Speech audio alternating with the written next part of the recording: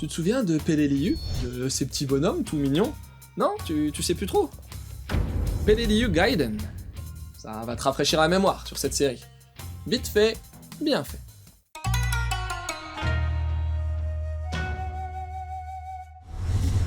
Histoire. Pendant la Seconde Guerre mondiale, une île paradisiaque a été le théâtre d'horreur entre soldats américains et japonais. L'île de Peleliu, dans l'archipel des Palaos. Et en parallèle de l'histoire originelle du manga Peleliu, on a ici des points de vue différents de ceux abordés à plusieurs moments de la série principale. Un soldat américain durant le débarquement sur l'île, une insulaire enceinte, le soldat Yoshiki durant les missions de ravitaillement, ou encore le lien qui se noue entre Tamaru et Mitsuko. Mais tout ça, c'est si tu connais un peu Peleliu, parce que sinon... Tu veux des infos? Peleliu Gaiden est sorti dans la foulée du dernier volume de la série Peleliu Guernica of Paradise en 2021, toujours dans le même magazine, le Young Animal de Hakusensha. L'auteur, c'est Takeda Kazuyoshi, anciennement assistant de Mr. Oku Hiroya. Ouais. En France, tu t'en doutes, c'est toujours Vega qui édite ces histoires parallèles, c'est Gaiden, dans le même format que la série de base, et en 5 volumes terminés. Mon avis? Bah forcément, comme j'ai bien aimé la série de base, j'ai voulu lire ce Peleliu Gaiden.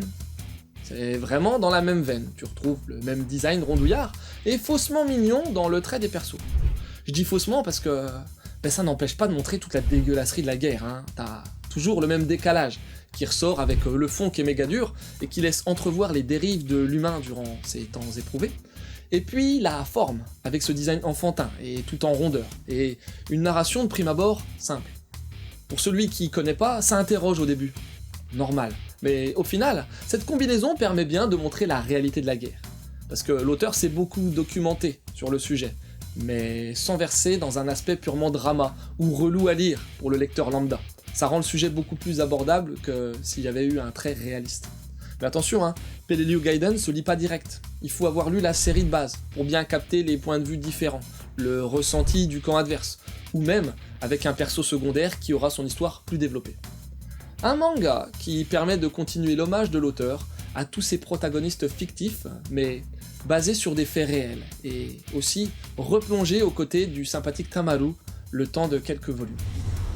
Quelques conseils? Pas facile, hein, bah déjà lire Peleliu Guernica of Paradise, la base.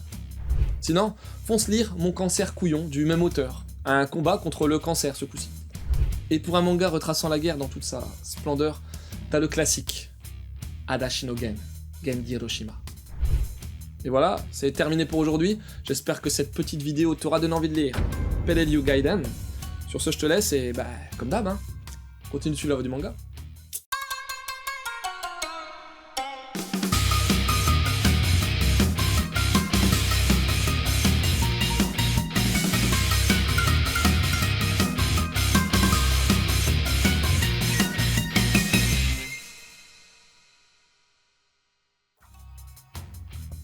Ouais, c'est vrai que quand tu fais un design mignon, tout devient bien plus acceptable, non? C'est vraiment une technique de traître.